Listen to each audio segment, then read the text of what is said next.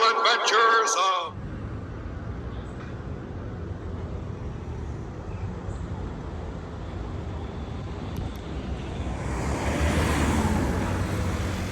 Right, so here we are at the bottom of the road that takes you to the struggle. Now, I've ridden down it, amazing views out of this world, but that was one long descent, which only means it's even going to be longer going back up. And yeah, I'm not really sure where the climb starts, to be honest with you. GoPro's just picked it up saying the struggle's starting here at the bottom where the houses are. Full effort up there is going to take at least 20 minutes, maybe longer. I should have maybe looked at what times people are doing. So it's going to be, yeah, it's going to be a sweaty one. And I've only got one arm warmer on as well because I forgot the other. I brought a leg warmer instead and it didn't fit. Oh, jets are out.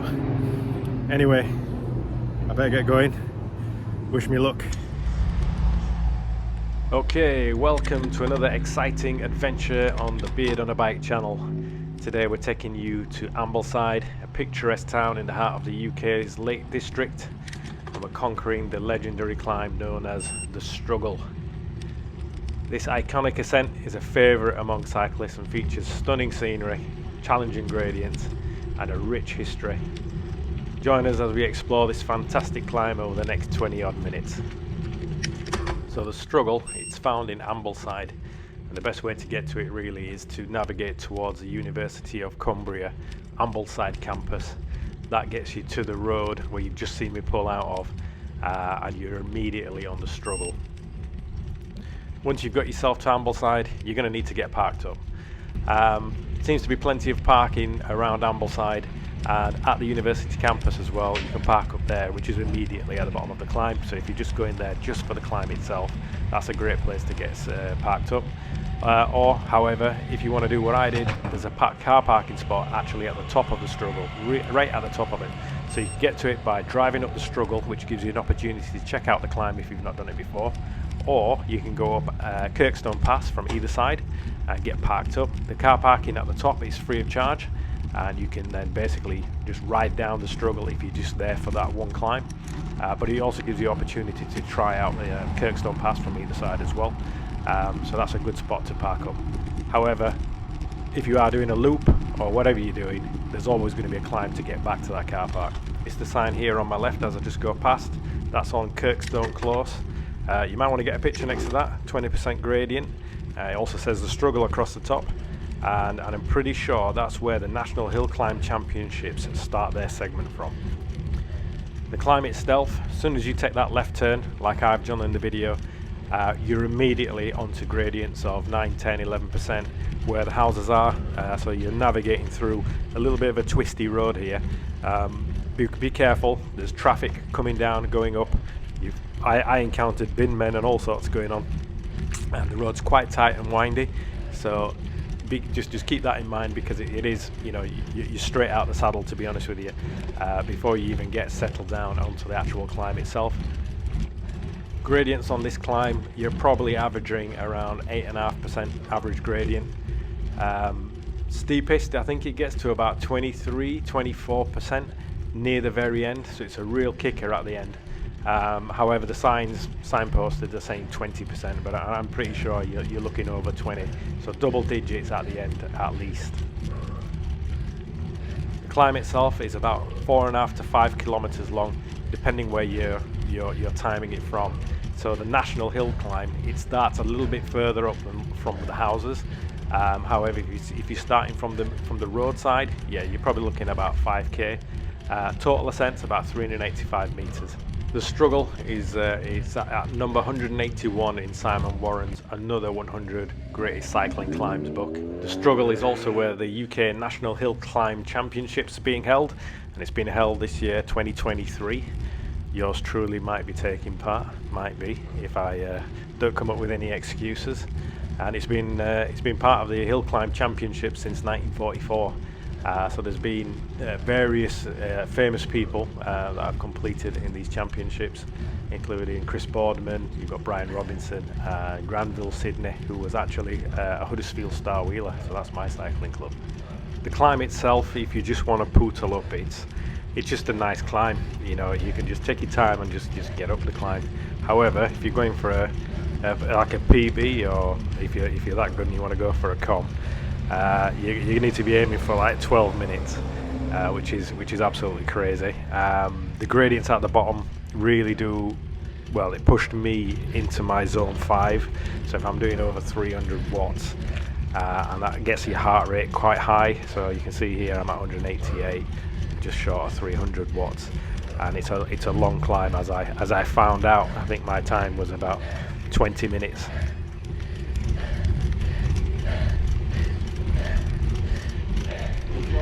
Struggling. Taking this tomorrow, I got my bike. Do it.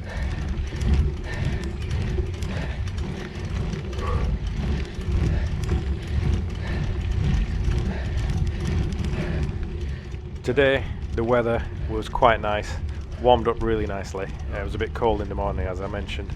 I only had the one arm warmer, so just a jersey.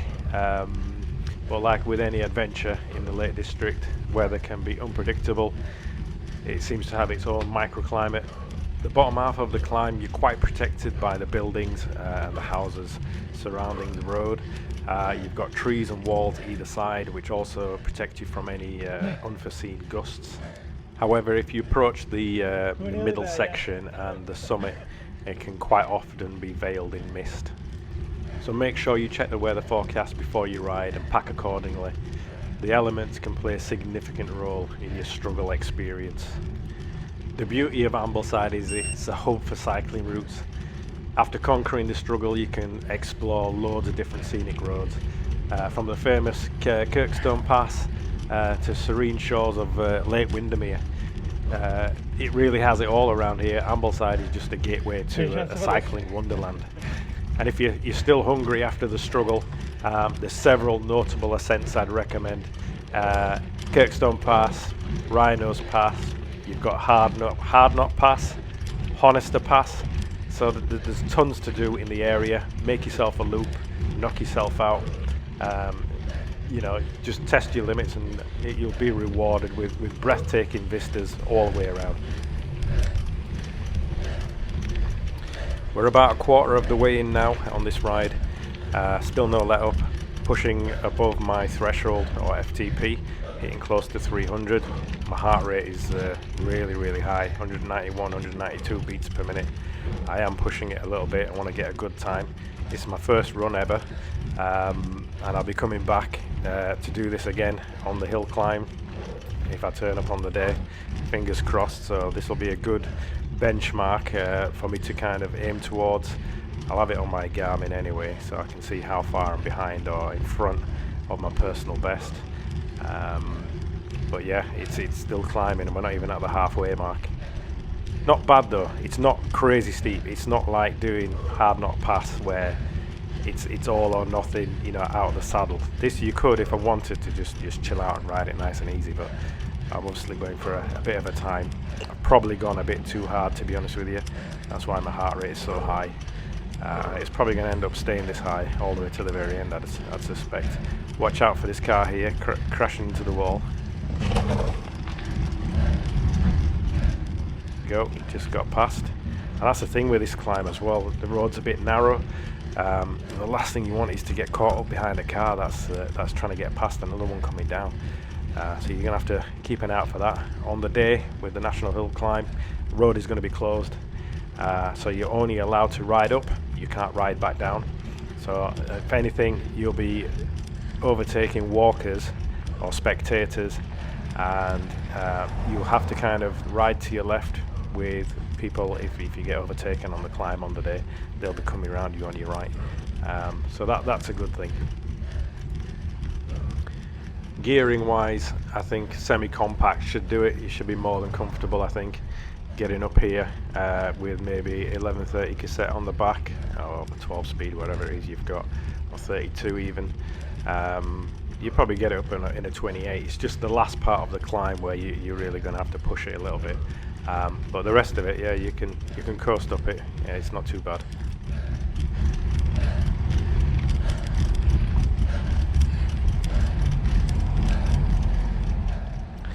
So I actually filmed this ride in September, but the National Hill Climb Championships typically is going to take place October time, or end of October.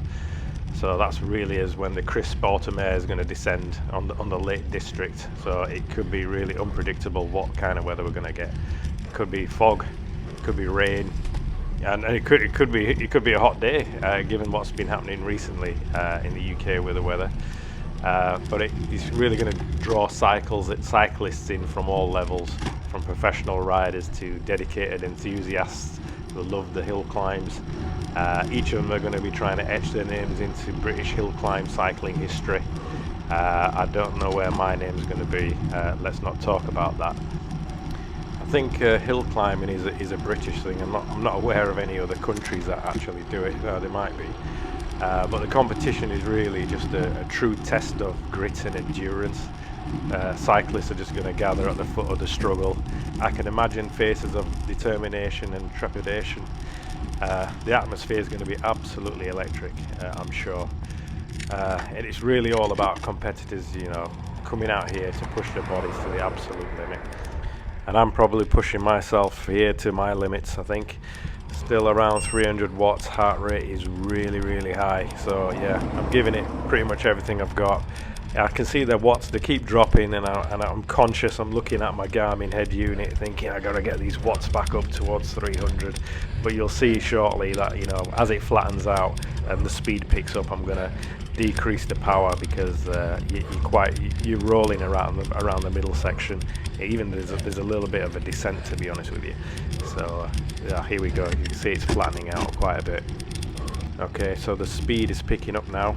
I'm probably in my head, I'm thinking, right, I can chill out now. I can get my heart rate back under control before we get to the end of the climb. However, if you're going for a PB, this is probably where you want to keep the power on.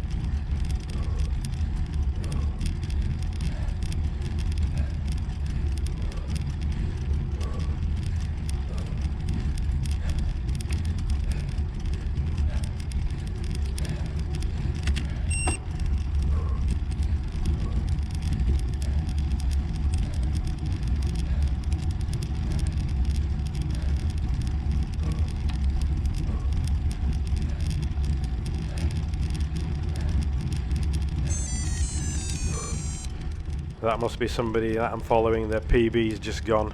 It's definitely not mine. Or it might even be the com.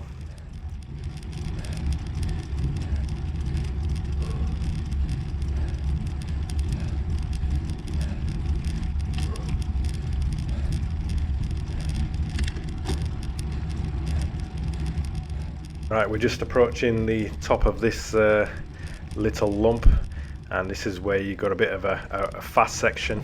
You maybe got like a minute of rolling, a little bit of a descent as well. So it's kind of rolling hill, but you can pick up some pretty good speed down here. You can see my power's just dropped off completely. Should have carried that on. Might have saved a few seconds there. Put the power back up a bit, but then it's gonna go off again as it descends down, and it's a real good fast rolling section.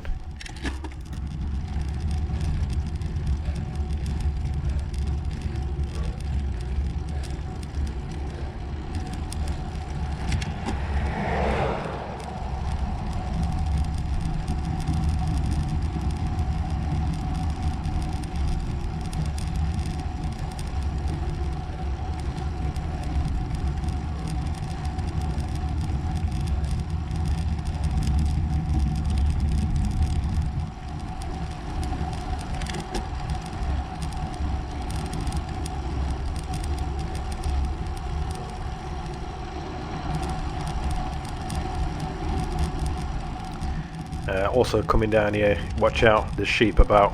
You just don't want them darting in front of you. Oh, that'd be the worst, wouldn't it?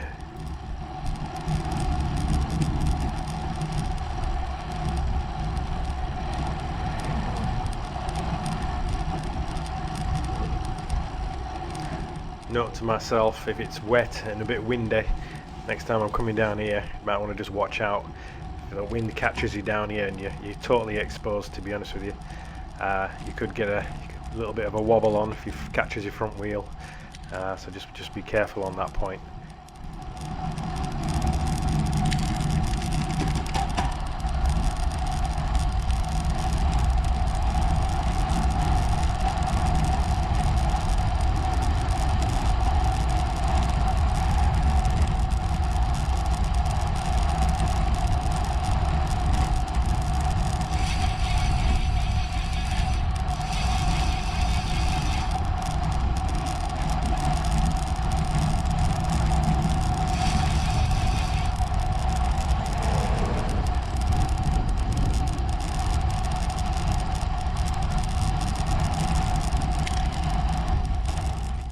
From here, I could just about see the top of the climb. I want a really fast section, a little bit of a downhill, and then it ramps back up.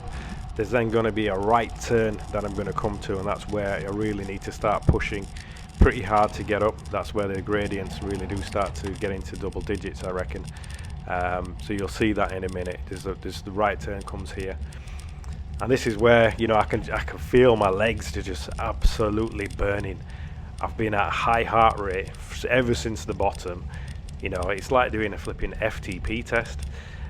Legs are just burning, and on the national, I can just imagine this is going to be lined with people either side of the road. Oh, it's going to be horrendous, but also really, really good fun. The atmosphere is going to be absolutely amazing. Look at the views as well. Stunning, absolutely stunning. It's such a beautiful climb, especially if you look back what you've climbed up. It's really, really, really picturesque. You want to take some photos when you get to the top. But yeah, it's all out of the seat now, all or nothing, full gas. Whatever you've got left in your legs, you need to kind of empty it. Keep going, keep going. I can't believe I made it up it. Honestly, my arms, my forearms, my elbows, my shoulders, everything was absolutely killing. I must have been wrestling the flipping handlebars off the damn bike. Absolutely killer. But that's what you got to do, innit, is to get a good time. And I'm looking at the video now of me riding up it, and you know, I don't even look like I'm going that fast, to be honest with you. So I can only imagine on the day when the pros are out, Andrew Feather, Ed Laverack, and all the rest of them. I'm probably going to get overtaken up here, and because it's a windy section, you lose sight of the hotel at the top of the climb. so you kind of you don't really know how far you've got to go, because the walls are kind of obscuring absolutely everything. So it's a bit of a weird one. Every time you take a bit of a bend, you see, oh, there's a bit more road to go, there's a bit more to go. So just when you get around, you think, oh, I can sit down now, but nope, you still need to stand up, keep pushing to the top, empty the tank, whatever you've got left, wrestle them flipping handlebars off your bike, keep going. And considering this is the steepest section, look at my power numbers, how they've dropped. Absolutely got nothing in the tank, and I'm empty, running on fumes here. And I still can't see the top. Your mind's telling you to quit. Your body's got nothing in it. Legs don't want to work. How much more do I need to go now just to get to the top? Keep pushing, keep pushing. Oh, just watching it back brings back memories. Oh, it's terrible.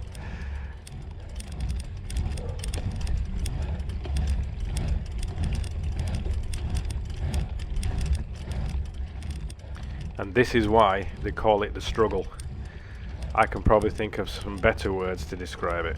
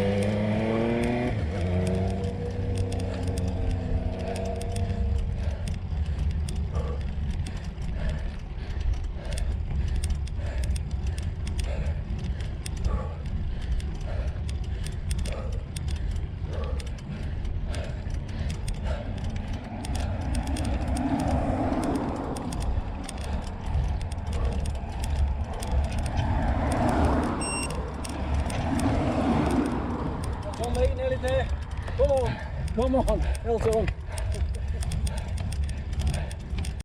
That chap must have seen a right pain face on me.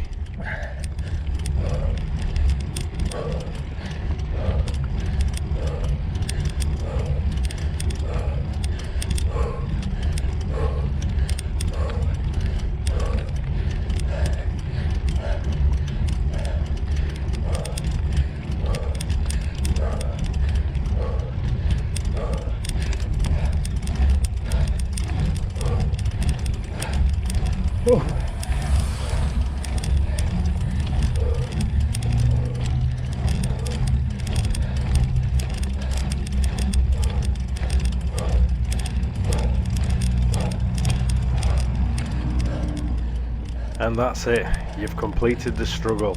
Take a left and there's a grass area you can die on, or sit down on some benches. Well done, give yourself a pat on the back.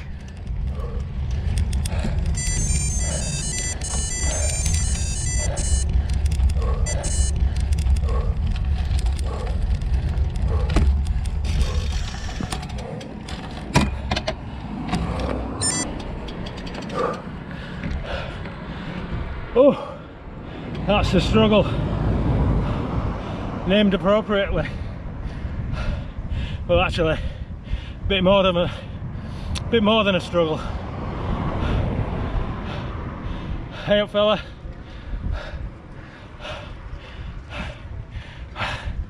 Numbers are terrible.